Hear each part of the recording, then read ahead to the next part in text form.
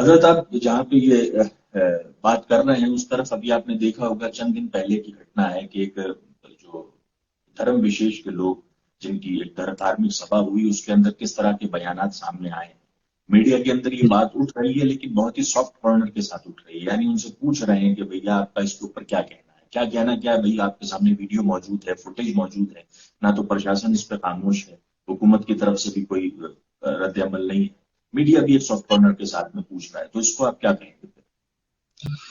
ہاں، یہ بات بہت افسوسناک ہے کہ ہمارے ملک میں پچھلے ایک مدت سے جب سے زعفرانی رنگ حاوی ہے ملک پر، تب سے مذہب اسلام کو لے کر کے بہت ساری ٹپڑیاں کی جا رہی ہیں، پیغمبر اسلام صلی اللہ علیہ وسلم کی شان میں گستاخیاں ہو رہی ہیں، اسلامی تعلیمات کو ٹارگٹ کیا جا رہا ہے.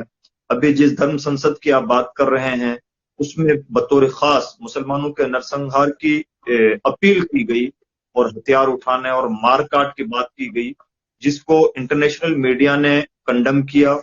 اور آج ہی کی خبر ہے کہ سپریم کورٹ کے ایک بڑی تعداد میں لوئرس نے سی جے آئی کو لیٹر لکھ کر کے اپیل کی ہے اس میں مداخلت کرنے کی، اور جو بھی سنجیدہ طبقہ ہے وہ اس کو کنڈم کر رہا ہے. لیکن یہ بھی افسوسناک بات ہے کہ ایک حد تک میڈیا کا رویہ اس پالیسی کو لے کر کے نرم ہے، اور انتظامیہ کا رویہ تو بہت زیادہ نرم ہے. ابھی تک سنجیدگی کے ساتھ ایف آئی آر بھی نہیں کاٹی گئی جن دھاراؤں میں کاٹی جانی چاہیے تھی، اور گرفتاری تو دور کی بات ہے. اور ایسا اس لیے ہوتا ہے کہ ہر بار اس طرح سے بدتمیزیاں کرنے والے اور زہر افشانی کرنے والے زہر افشانی کرتے ہیں اور ان پر کوئی قانونی کارروائی نہیں ہوتی، ایف آئی آر نہیں درج ہوتی، ایف آئی آر ہو گئی ہے تو گرفتاری نہیں ہوتی، گرفتاری ہو جاتی ہے تو فوراً بیل مل جاتی ہے. ایک زمانے سے ایک مدت سے تماشا چل رہا ہے. لیکن اب یہاں پر دو چیزیں ہیں.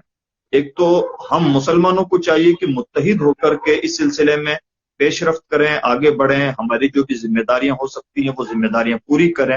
اور اگر ڈائریکٹ ہمیں اس کا کوئی حل سجھائی نہیں دیتا ہے تو سر جوڑ کے بیٹھے تو صحیح، تاکہ کسی نتیجے تک پہنچے. سچی بات یہ ہے کہ اس وقت ملک میں مسلمانوں میں کس طرح بھی کیفیت ہے، اور ایمان کی بات یہ ہے کہ ہمارے سامنے کوئی ایک کلیئر فنڈا نہیں ہے کہ ہمیں یہ کر گزرنا چاہیے.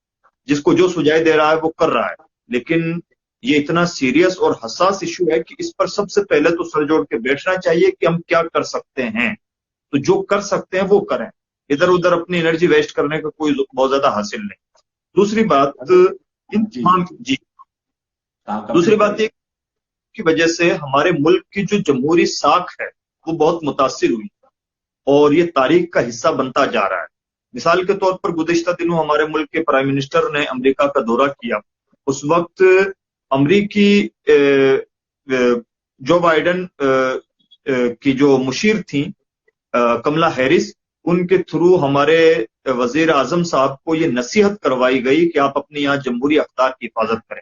مجھے لگتا ہے کہ ایک لوکتنتر کا سب سے بڑے لوکتنتر کا پردھان منتری اگر کہیں جاتا ہے اور وہاں اس پردھان منتری کو مہمان ہوتے ہوئے نصیحت کی جاتی ہے کہ آپ کو جمہوری اقدار کی حفاظت کرنی چاہیے، تو یہ جمہوریت کی بہت بڑی بدنامی ہے.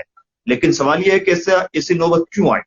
اسی طرح سے دبئی کی ایک شہزادی ہے جو اس طرح کے ایشوز کو لے کر کے ہمارے ملک کے تئیں نہایت فکر مند ہے اور ٹویٹر کے تھرو اپنی بات رکھتی رہتی ہے. اور اسی طرح سے انٹرنیشنل میڈیا بھی ان تمام چیزوں کو لے کر کے بے چین ہے، اور اس میں کوئی شبہ نہیں ہے کہ ملک کی بدنامی ہو رہی ہے.